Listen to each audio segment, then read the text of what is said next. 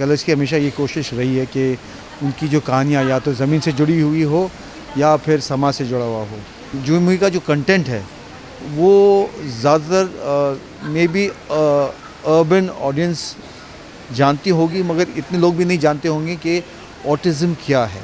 छोटे शहरों में तो शायद पता ही नहीं होगा उनको कि ऑटिज़म क्या होता है। तो ये एक प्रयास है कि जो लोग जिनको ज़्यादा जानकारी नहीं हो, जो एजुकेटेड ना हो इस इशू से, ये एक एंटरटेनमेंट के तौर पे एक इस मुद्दे को लाया जाए ताकि people become sensitive to this issue. तम की जो सोच है वो इतनी इवॉल्व नहीं है, तो वो जूही जैसे कैरेक्टर को भी नहीं समझ पाता है पूरी तरह से।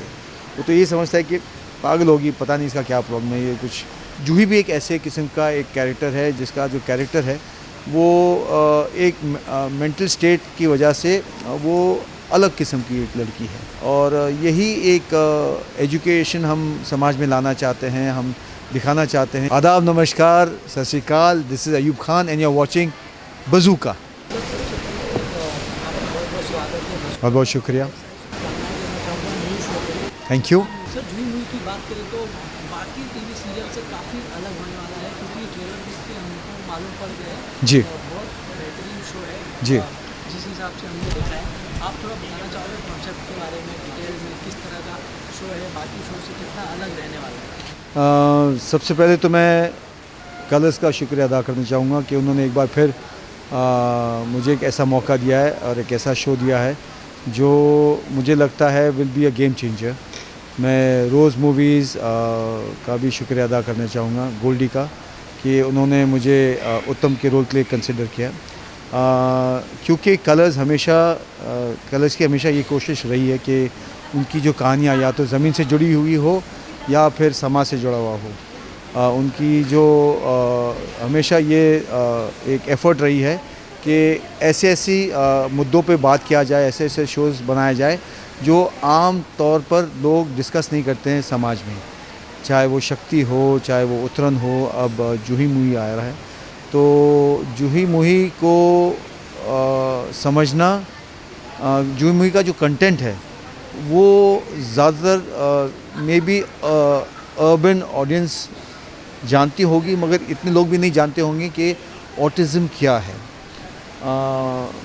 छोटे शहरों में तो शायद पता ही नहीं होगा उनको कि ऑटिज़म क्या होता है। तो ये एक प्रयास है कि जो लोग जिनको ज़्यादा जानकारी नहीं हो, जो एजुकेटेड ना हो इस इशू से, ये एक एंटरटेनमेंट के तौर पे एक इस मुद्दे को लाया जाए ताकि people become sensitive to this issue and do not consider people who are suffering from such conditions as mad or पागल और दिमाग ख़राब है।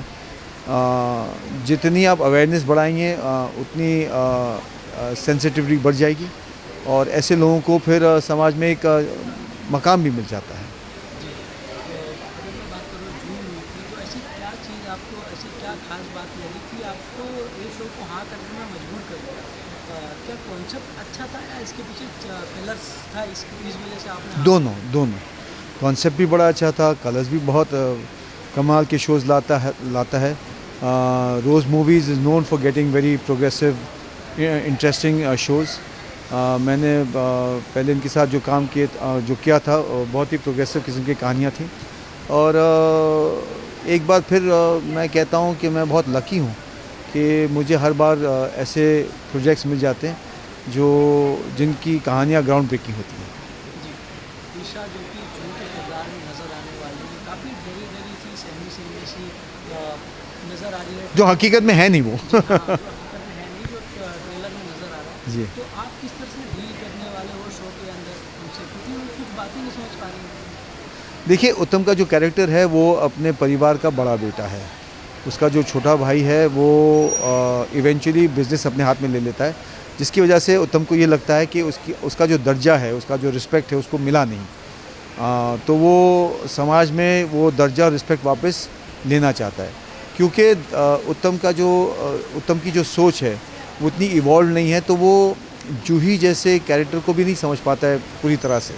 वो तो ये समझता है कि पागल होगी, पता नहीं इसका क्या प्रॉब्लम है, ये कुछ मेंटली इम्बैलेंस है, मगर वो हकीकत नहीं है, क्योंकि ऐसे लोग पागल नहीं होते हैं।